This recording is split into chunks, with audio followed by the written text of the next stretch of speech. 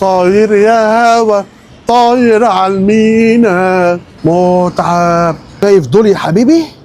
شايف دول يا بابا؟ احلى من كلمه بحبك تقولها لي. اهلا بيكم في مقارنه احسن بوري مشوي مقفول على بحر اسكندريه. ورانا في الدور العشرين بنستمتع وهناكل بوري مشوي بقى في الفيو الجميل دوت، وهنقارن 3 مطاعم ببعض.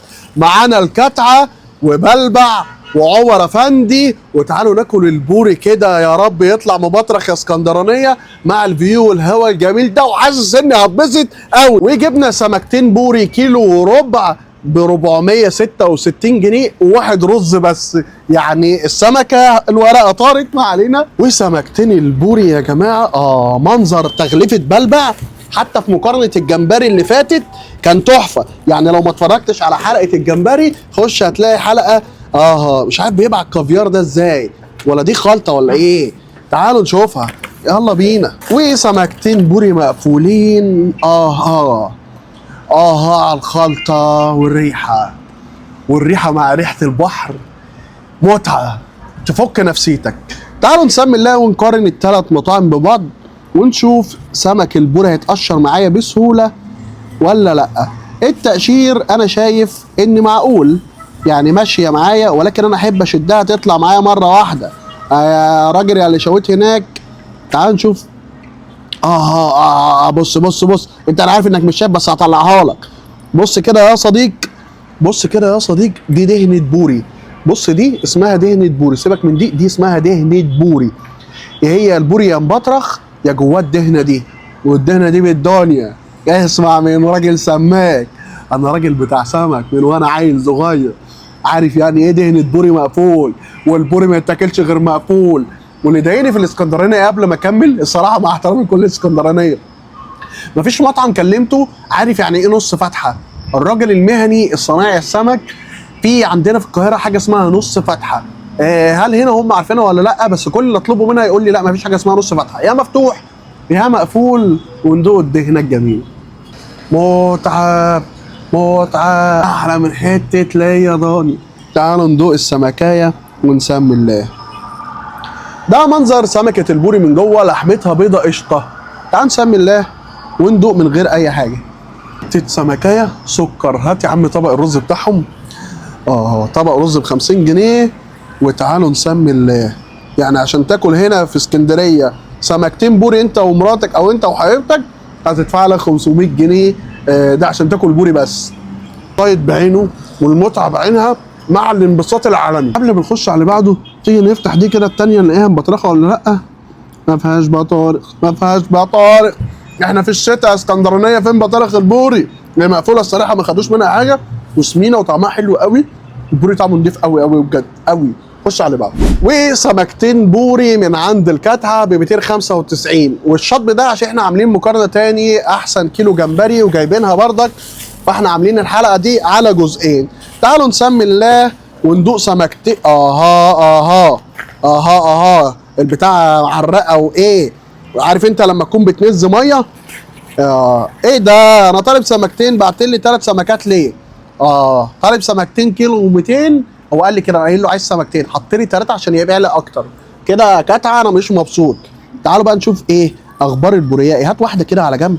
تعالي بقى يا غاليه، هات لي طبق فاضي عشان انا راجل احب استمتع كده بالسمكيه بتاعتي.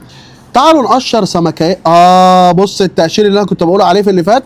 بص هتمسك الجلده كده تطلع معاك كده، واللحمه لونها بيلمع يا صديقي، صح؟ لما البوري مقفول بيبقى دهنته بتسيح عليه بتخلي اللحمه جوسي لوسي.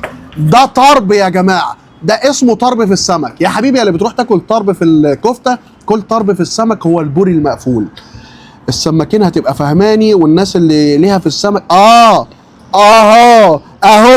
بص شفتوا ده. بص اشتري البورياه باي تمن، بس خد البطروخ ده كله. لو بتنسى ده هيصحصحك، لو اعصابك تعبانه ده هيفوقك. ده حلال علينا. الاحساس في حياتك حاجه، واحساس تعمل البطروخ حاجه تانية. وانا على استعداد ما اكلش السمكيه كلها لو طعمها وحش، اكل البطروخ اللي انا نفسي فيه. انا بستنى الشتاء يا جماعه عشان ناكل موسم البوري المبطرخ. شايفين لحمتها نظيفه. سمكايه بوري عالميه، فظيعه فظيعه فظيعه. لحمتها نظيفه قوي، فيها سنه الدهن كده بتلمع، طعمها حلو، تتبيلتها حلوه، ما لهاش ملح خفيف ولا ملح تقيل، لا مش محتاجه اي حاجه، هي مملحه نفسها بنفسها. الرز احنا دوقناه في المقارنه بتاعت الجمبري ودوقه خلاص. اوكي، هبقى قليل ادب لو عملت كده، هبقى قليل ادب. انتوا لسه ليكوا سمكتين، هاخد ده كمان. طاير يا هوا طاير على المينا. انا مبسوط بجد. الفيديو اللي ورايا مع اكله السمك بالبطروخ مع شويه الرز والطحينه، بص عايشني في اسكندريه. وهل السمكتين التانيين فيهم بطارخ ولا لا؟ اهو في صاروخين، صاروخين موجودين. شايف يا عزيز الصاروخين دول احسن من اي حاجه في الدنيا. لو بتاخد فيتامين بالشهر كله كل الصاروخين دول وهتعيش حياتك مبسوط. تعالى بص المنظر. شايف دول يا حبيبي؟ شايف دول يا بابا؟ احلى من كلمه بحبك تقولها لي. ايه ده؟ دول بيحسسوك ان انت تقدر تعيش الحياه وتكمل. ممتع. ايه ده؟ بص صباعين ديناميت. صباعين دول ما ايه اكلهم انا واسيبكم؟ بس ما يصحش. وتالت واحد معانا مطعم عمر افندي اللي على البحر، وسمكتين بوري 900 وحاجه جرام، اقل من كيلو ب 344 جنيه. وواحد رز، يعني سمكتين واحد رز اقل من كيلو. والراجل الصراحه باعت لك عيش وسلطه وليمون ومش مقصر معاك، يعني بلبع اغلاهم عمر افندي الوسط ما بينهم، الكتعه اقلهم سعرا، وكانوا مدينك جوز بطارخ طز في الطحينه. مش عايز طحينه، عايز بطارخ. تعال نسمي الله.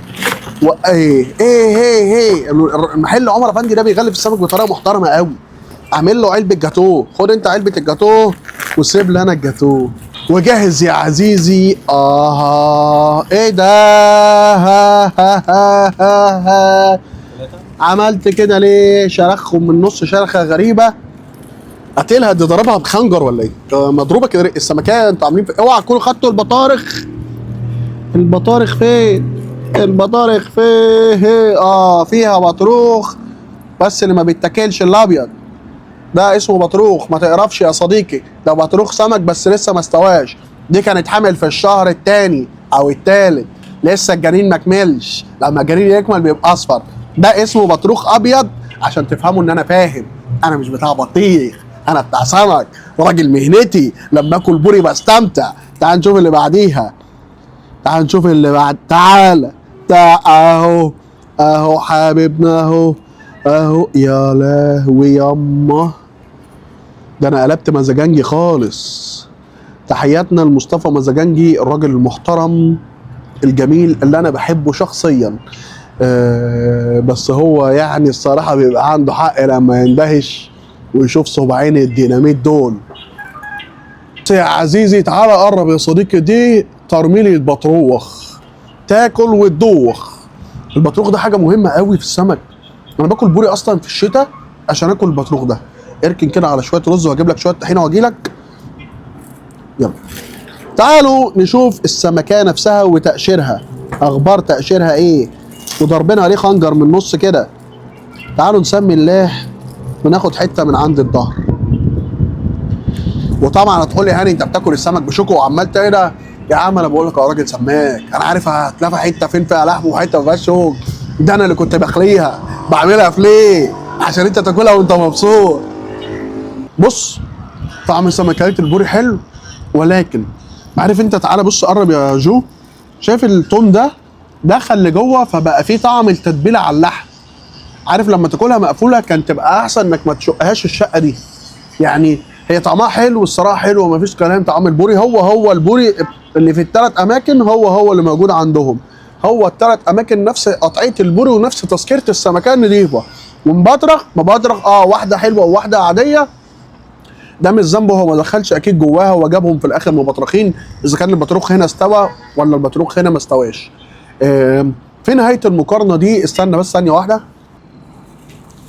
ويا صديقي اذا كانت بلبع ولا الكتعه ولا عمر افندي، عمر افندي التتبيله عنده ظاهره شويه في اللحم وتحس بطعم التوم والتتبيله.